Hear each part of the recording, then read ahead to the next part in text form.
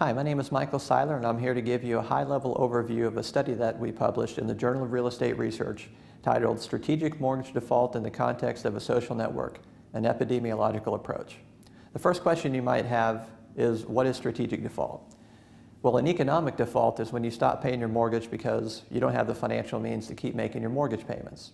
A strategic default is where you've decided for financial or emotional reasons that you just simply don't want to continue making your mortgage payments. So, taking the idea of the advocacy of strategic default and likening that to the spread of a disease, we took an epidemiologist who studies the outbreak of disease and said, let's apply it to a real estate notion, a social concept, if you will. So the advocacy is that we're spreading the disease, that we should strategically default. And the cure would be people telling you, no, don't strategically default. That hurts your neighbors, and it brings down prices, and it's just bad for society. So we have three major components in this study. We have folks who are called mavens.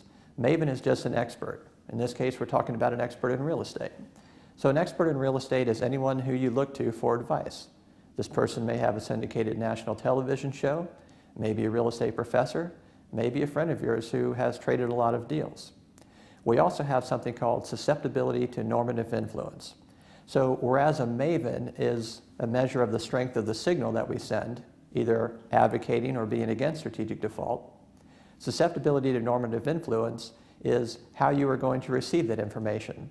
Are you very malleable? Will you believe anything that someone tells you? Or do you pretty much stick to your own opinion no matter what you hear from other folks?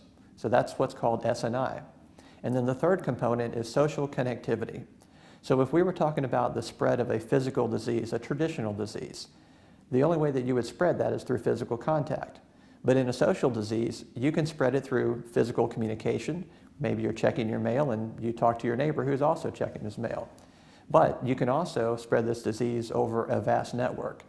Maybe you heard this on a radio show or TV show. So social connectivity, if you're a person who believes in strategic default, but you don't connect with anyone in the world, then you really can't spread the disease too easily. Conversely, if you have a national microphone and you believe in strategic default, you can spread the disease quite quickly. So this study takes traditional knowledge in the spreading of disease and it translates it into a real estate context, and we see how quickly this disease can spread.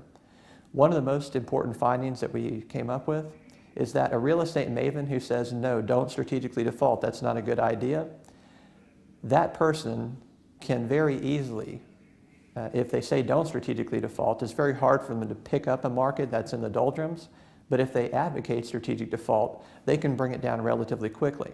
And that's a bit troubling from a policy perspective because there are plenty of national leaders who do advocate strategically defaulting if it is in your financial best interest. For more about the study, please read the entire paper on our website. Thank you.